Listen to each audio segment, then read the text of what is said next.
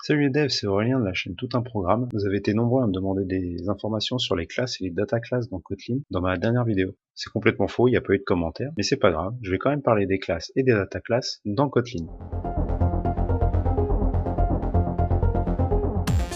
J'ai déjà parlé un petit peu des classes et des data classes dans Kotlin, dans le premier épisode de Tout un langage, vous trouverez le lien en description, et on va repartir du code qu'on avait à la fin de l'épisode précédent. Donc on va commencer par parler des classes. Comment on reconnaît une classe? Tout simplement parce que ça commence par le mot-clé classe. La particularité d'une classe dans Kotlin, c'est que le premier constructeur en fait n'a pas de code. Et ça nous permet justement de pouvoir mettre, comme on avait fait donc la dernière fois, directement tous les... Tant pis. Ça va rester ouvert. Il y aura des mots de chat. Qu'est-ce que je disais? Donc comme le premier constructeur ne contient pas de code, en fait, on peut mettre directement après le nom de la classe tous les attributs, ou une partie en tout cas des attributs, de la classe en question. Je vais faire quelques modifications pour montrer qu'on peut mettre du code dans un constructeur. Donc on va commencer par changer ça en var. Donc le middle name est devenu un attribut qu'on peut modifier. Dès qu'on va passer par ce constructeur là, on va setter automatiquement le middle name comme on l'avait fait avec le asInitial qui est juste ici. Donc on ouvre une accolade, ici on met un init. Le init c'est le bloc qui va être appelé au moment de l'instanciation de notre classe. Et on va lui dire ici que middle name c'est égal à middle name.asInitial. Et là déjà on peut enlever une partie de notre code qui était ici. Donc en gros on enlève le asInitial vu qu'à chaque fois qu'on va appeler le middle name, il y aura forcément uniquement l'initial. On a bien évidemment la possibilité de rajouter plusieurs constructeurs, donc là c'est ce qu'on va faire ici, on va rajouter un autre constructeur, donc on doit dire constructor, on doit lui donner la liste des paramètres. Donc là pour ce second constructeur, on va devoir lui donner l'initialisation du premier constructeur, c'est obligatoire. Il faut quand même, ça reste une fonction, donc il faut lui définir à chaque fois le type. Donc là on va passer juste par first name, last name.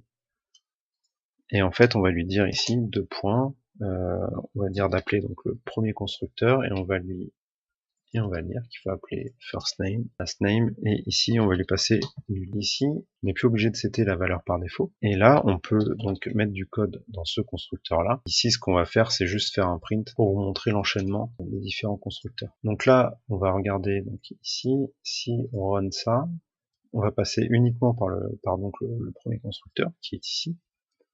Par contre, si on lui met pas de middle name, là, ce qu'on va écrire ici, c'est premier constructeur et deuxième constructeur. Quand on appelle un second constructeur, on va passer obligatoirement par le premier constructeur via cette ligne-là. Comme on est dans la programmation orientée objet, on a aussi la possibilité de faire de l'héritage. Donc là, c'est ce qu'on va faire ici. On va créer une classe qui s'appelle child et qui hérite de personne. Donc là, ici, il y a un premier problème. Les classes, par défaut, sont finales en Kotlin. On peut hériter d'une classe uniquement si on l'a vraiment définie explicitement. Donc on va devoir rajouter ici le mot-clé open. Une fois qu'on a fait ça, maintenant il y a une autre erreur. La classe personne a un constructeur, donc il va falloir l'initialiser avec ce constructeur. Donc là, on va devoir faire un petit peu comme ici, pour donner ça en paramètre à la classe personne. Alors bon, ici on va quand même rajouter le middle name, parce que bon, mine de rien, on peut quand même avoir un middle name. Et moi je vais lui rajouter, forcément comme c'est un enfant, je vais lui rajouter un parent, qui est une personne. On rajoute ici le middle name, et donc là on a notre child qui va appeler le premier constructeur de personne. Comme pour les classes, une méthode est finale tant qu'on ne l'a pas explicitement dit avec le mot-clé open. Donc là on va créer une méthode qui s'appelle whoami, qui va renvoyer une chaîne de caractères, et qui va donc retourner globalement ce qu'on avait ici.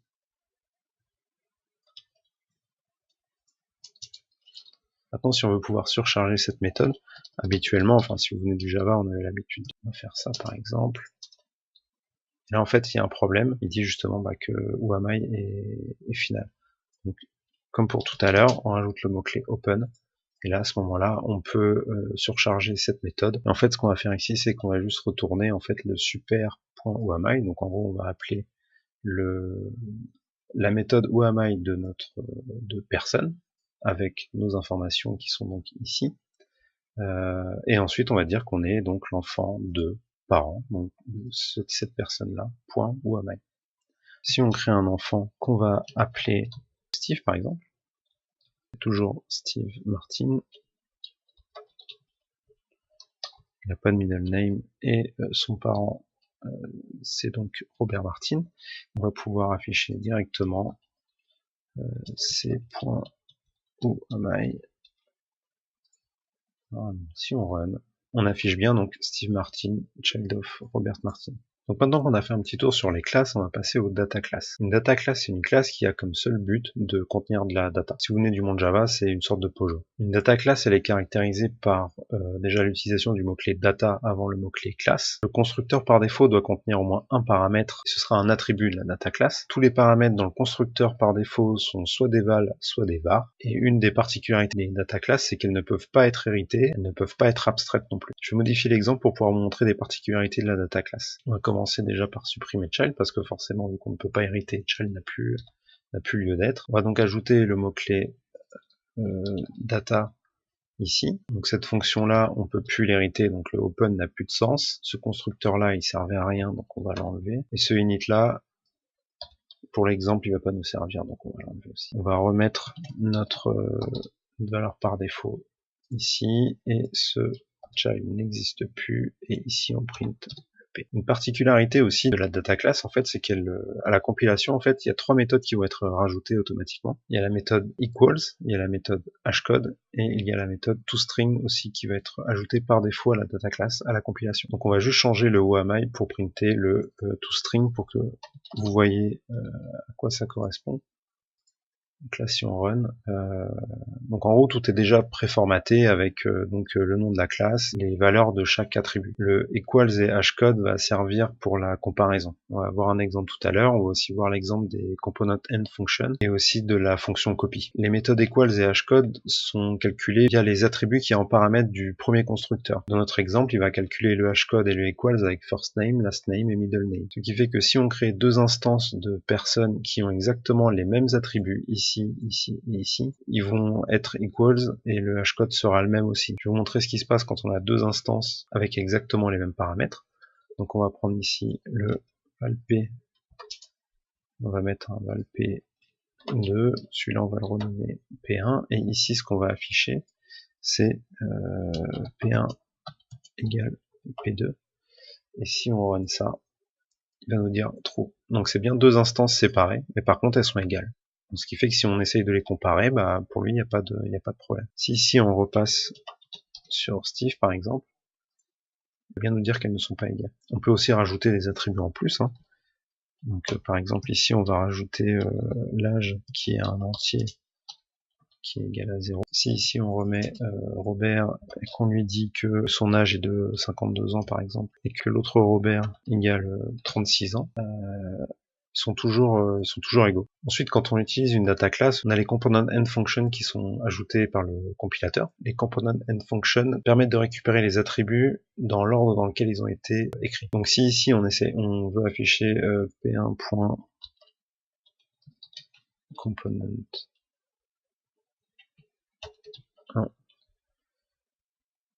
ici il va nous afficher donc Robert. Il nous affiche Robert parce que c'est la valeur du premier paramètre du constructeur par défaut. De même qu'on peut afficher le component 2 pour voir ce que c'est.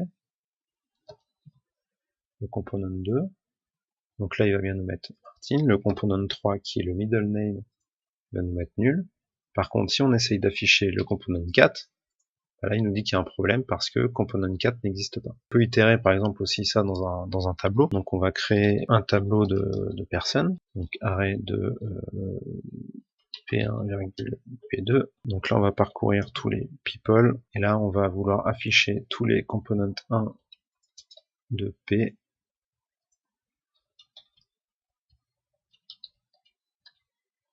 Lui on va le renommer. Et là, si on affiche ça, on a donc Robert et Steve. On peut aussi récupérer uniquement les deux premiers paramètres, par exemple, si on veut. Plutôt que de lui dire qu'on va récupérer toutes les personnes, on peut lui dire qu'on veut récupérer uniquement les first name et last name. de tous les people. Donc ce qu'il va faire ici, c'est qu'il va décomposer ça en disant on va prendre chaque people et on va récupérer le component 1 et component 2 et ensuite donc on les récupère ici en tant que variable. Donc on va faire ici first name et last name. Et ici on va afficher donc Robert Martin et Steve Martin. On a récupéré, en fait c'est exactement le même système que les tubes qu'on a en C# ou en Swift ou en Python aussi. On a donc aussi une façon de copier les objets qui existent sur les data classes. Ça nous permet en fait de pouvoir récupérer un objet et de copier uniquement quelques attributs. Donc là pour créer Steve Martin, en fait s'il a exactement les mêmes propriétés partout, on peut en fait lui dire ici p1.copy. Et ici, on va lui dire first name égale Steve. Et donc là aussi, ça fonctionne. Donc voilà, je vous ai présenté rapidement juste les deux types de classes, donc les classes et les data classes en Kotlin, parce qu'en fait, je vais les utiliser beaucoup dans des prochaines vidéos, donc comme ça, je vous ai présenté les bases. On verra peut-être d'autres types de classes plus tard si jamais j'en ai besoin, ou si vous avez besoin, vous, que j'approfondisse certains sujets. Si vous voulez que j'aborde d'autres sujets, comme des concepts de programmation particuliers, des design patterns, des choses comme ça que vous avez entendu parler et que voilà, vous avez besoin d'explications, n'hésitez pas à me demander dans la zone commentaire. Je ferai en sorte d'y répondre. Vous pouvez aussi utiliser la zone commentaire pour me faire des retours sur ma vidéo. Je suis toujours preneur pour de l'amélioration continue. Si le contenu vous a plu, n'hésitez pas à mettre un petit pouce bleu ou à partager cette vidéo. Moi, ça me fait plaisir et si ça peut faire connaître la chaîne ou donner des envies à d'autres de se lancer un petit peu dans le code, c'est un peu le but aussi de ma chaîne. Donc voilà, c'est fini pour aujourd'hui. Salut les devs, à la prochaine fois.